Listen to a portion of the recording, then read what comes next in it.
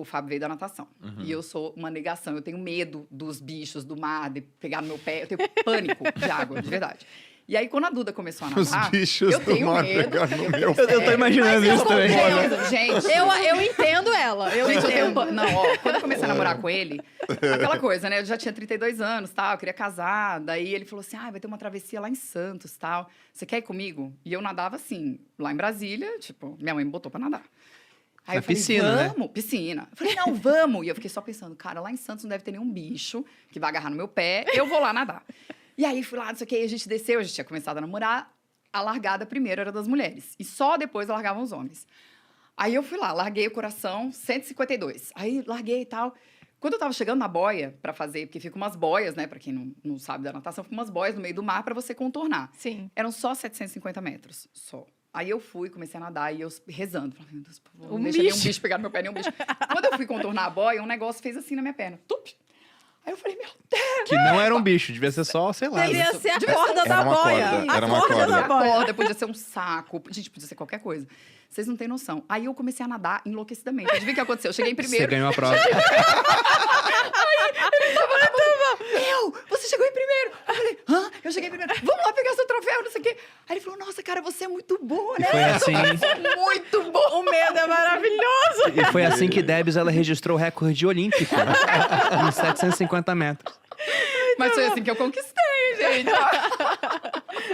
Ai, muito bom. Então, tudo que você quer está do outro lado do medo. do medo. outro, Tá exatamente. Mas alguém já falou isso aqui no podcast? A Ana Ana Jorge. George, ela veio aqui e Ela, falou. pois é, Você sabe que eu exatamente. não entendi essa frase? Ela quis dizer, é porque o medo protege, eu sempre digo isso, o medo protege. Tudo que você sente medo, certamente tem alguma coisa ali que podia te afundar, né? Eu acho que é o seguinte, Eu não né? entendi o que é o outro lado do medo. Eu vou dar o meu você exemplo. ultrapassou o medo, tipo a Debs, ela foi. Eu vou dar o meu Sei lá. exemplo. Eu tinha o objetivo de viver de renda. Isso envolveria sair do exército. Era uma coisa que me dava medo, né? Porque eu ia largar uma carreira que eu tinha todo um plano, onde, na pior hipótese, eu iria me aposentar como coronel, talvez como general, era primeiro de turma. Então eu pensava, caramba, isso aqui é o que eu tenho mais medo de fazer, mas é o que eu mais preciso fazer. Porque eu já estava atrapalhando o negócio da Malu na época. Então, as coisas que vieram só porque eu ultrapassei aquele medo. O que você falou, né? O medo te protege de fazer besteira. Exato. Mas também te impede de fazer muita coisa que, se der certo, Sim. é que pode não dar certo. É aquele negócio. Se eu tivesse saído do exército para abrir um restaurante, os meus amigos estavam comentando hoje sobre como eu estaria na pior. Porque eu teria saído, um restaurante talvez desse certo, aí viria a pandemia, eu poderia ter quebrado, pô. Verdade. Só que eu acabei escolhendo um local muito bom, porque eu fiquei doente, mas mesmo assim o trabalho continuou acontecendo. Veio a pandemia, para quem tinha perfil em rede social, né? Eu não tô falando que a pandemia foi boa, tá? Não é isso. Mas não foi não foi afetado. ruim. O negócio, ele continuou rodando. Né? Para alguns até, rodou até Melhorou. melhor, porque tinha mais gente em casa vendo o que as pessoas estavam fazendo. Então, tudo porque eu passei essa barreira do medo, porque dava muito medo. Essa frase, eu acho que é do... Tem um vídeo, eu acho, do Will Smith no YouTube, que ele fala exatamente isso. Então, acho que, se eu não me engano, acho que ele estava em Dubai. E aí eles saíram para jantar, os amigos e tal. E um dos amigos começaram a beber. E um dos amigos falou assim, amanhã nós vamos saltar de paraquedas. E ele tinha medo de altura. E daí, não, vamos. E aí ele foi para casa, ele conta isso, que ele foi para casa, acho que é isso mesmo. Ele conta que ele foi para casa e ele deitou e começou a pensar, o que eu fiz? Meu Deus, eu tenho medo de altura, eu vou saltar de paraquedas, isso aqui. E aí mostra esse salto de paraquedas dele. E no final ele fala isso, ele fala, gente, foi a melhor experiência da minha vida. Só que até eu chegar na cara do avião e o cara dizer 1, 2, pra quem já saltou de paraquedas sabe, né? O cara fala, vou contar até 3, ele conta 1, 2 e ele te empurra. Então assim, 1, 2. E quando ele saltou, ele fala isso, ele fala, foi a melhor sensação da minha vida. Então acho que talvez seja isso, né? Eu acho que é isso que você falou, o medo ele protege. Mas tem muita coisa que a gente deixa de fazer quando a gente fica paralisado ali pelo medo.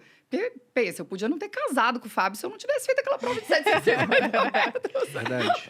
Mas eu também sou uma pessoa muito da segurança, né? Eu não sou arriscada. Quando o Bruno saiu do exército, inclusive... Eu adiantei a acho que- decisão em 1 ano. A Malu, ela ficou meio... Eu acho Um que choque. foi muito difícil pra mim, porque a gente sempre fala, né, que nós éramos juntos, aquela decisão era junta. O Bruno me sustentava na época, a gente tinha um projeto juntos, né? Era um plano em conjunto. E foi muito difícil pra mim, porque eu sou filha de militar, vivi num mundo onde eu tinha muita segurança financeira, e essa segurança financeira acabava me trazendo outras seguranças que vinham com ela. Inclusive, Debs está aqui, e eu descobri isso pela Debs, porque a gente fez um processo de coaching. Verdade. E muita coisa esclareceu e mudou depois desse processo de coach, que faz uns 5 anos já. 5 anos. Nossa, Faz bastante faz tempo. muito 5 tempo. anos. Foi muito bom. Era o nosso primeiro apartamento em São Paulo ainda, eu lembro. Aham.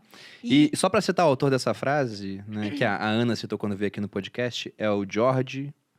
Vou falar o nome dele aportuguesado, Adair. Mas não é com certeza assim que fala, tá? George Adair, Não é, procurem aí. Tá? Famoso autor e filósofo.